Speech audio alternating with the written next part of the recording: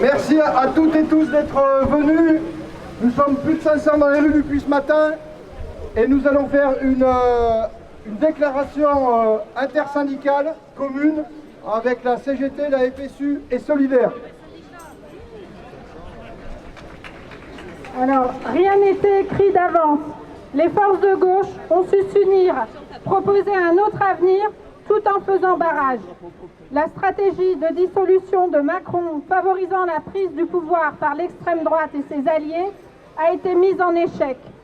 L'extrême droite n'est pas entrée par la grande porte à Matignon.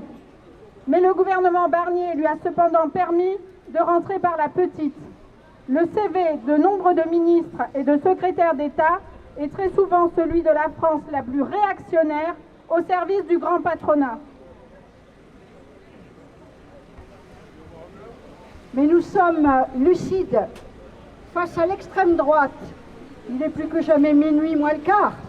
C'est pourquoi nous voulons immédiatement l'abrogation de la réforme des retraites, l'augmentation des salaires, des pensions et des minima sociaux, l'égalité professionnelle femmes, hommes, de l'argent pour nos services publics et une vraie politique de réindustrialisation du pays. Il faut aussi garantir les libertés, en commençant par voter une amnistie des militants syndicaux et autres condamnés lors d'actions revendicatives. Répondre aux revendications sociales, c'est commencer à faire reculer les idées d'extrême droite. L'intersyndicale condamne le non-respect du résultat des urnes. Nous n'accepterons pas que cette politique économique et sociale violente, désavouée dans les urnes, continue.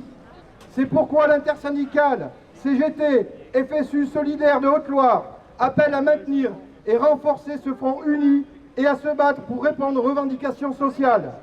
Le grand patronat et les grandes entreprises ont été abreuvés d'aides publiques pendant des années. Emmanuel Macron a octroyé annuellement 60 milliards de cadeaux aux plus riches et aux plus grandes entreprises en baissant leurs impôts. Les aides publiques aux entreprises représentent quant à elles 170 milliards chaque année. Les mesures de progrès social sont donc finançables. Cela passe par la construction du projet de loi de finances et le financement de la sécurité sociale 2025 sur des bases nouvelles. La période implique une lucidité sur l'état de clivage de la société qui conduit à l'affaiblissement du salariat. La dédiabolisation du RN a décomplexé le discours raciste, xénophobe, LGBTQIA+, phobe et sexiste. Un discours largement repris par le gouvernement.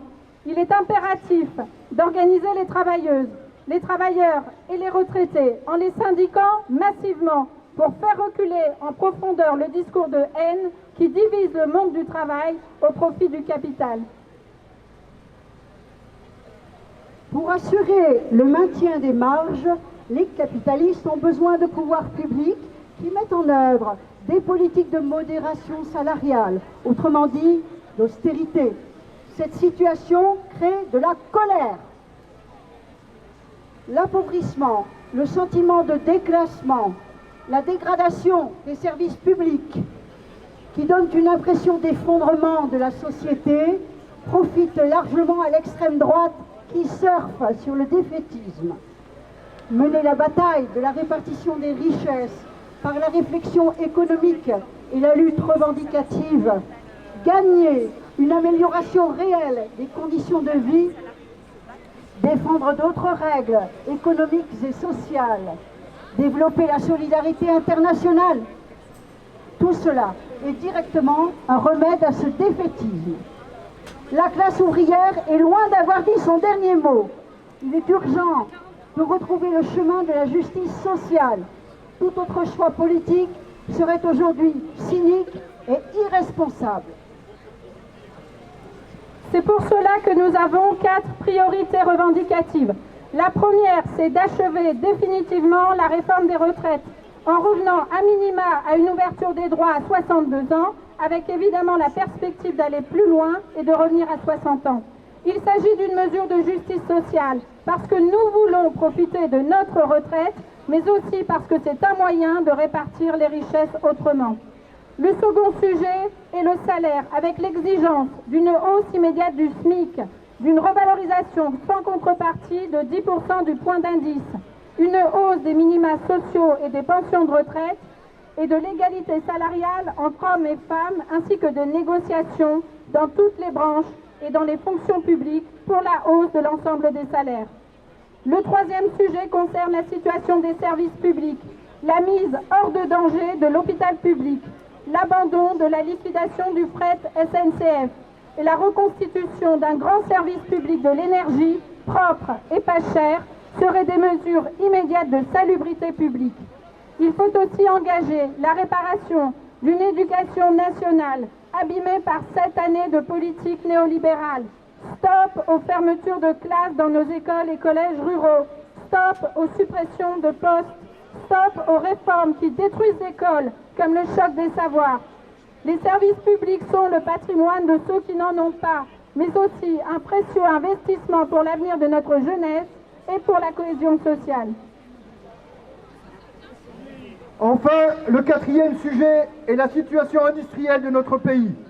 Nous avons besoin d'un grand plan de relance afin de relocaliser et transformer l'industrie pour répondre aux besoins sociaux et environnementaux.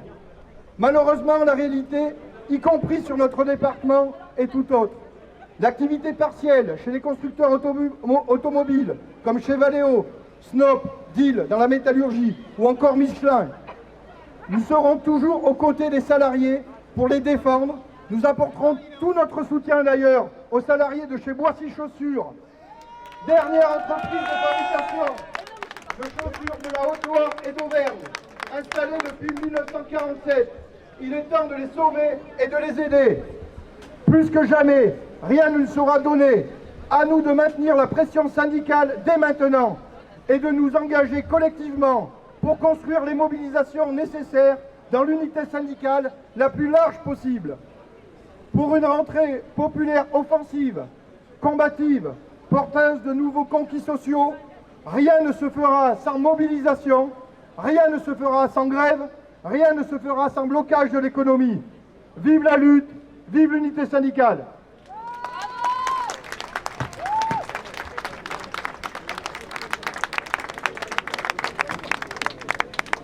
J'ai un tout petit dernier message à faire passer. Aujourd'hui, c'est la journée internationale des retraités. Il y en a quelques-uns quand même là autour, pas mal même. C'était prévu aujourd'hui qu'ils se rassemblent et qu'il y ait une mobilisation. La mobilisation interprofessionnelle a pris le dessus. Donc ils se rassembleront à nouveau le 9 octobre devant, donc à l'appel des 9, il y a 9 organisations, devant l'ARS à 10h30 avec une conférence de presse. Donc tous ceux qui peuvent, je vous invite à y participer.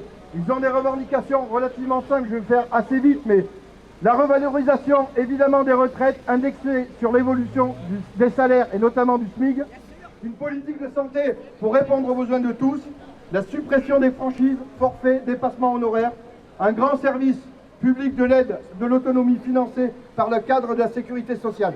Voilà, donc je vous invite le 9 devant l'ARS au Puy-en-Velay d'être au rassemblement si vous pouvez y être avec eux, c'est important. Merci pour eux.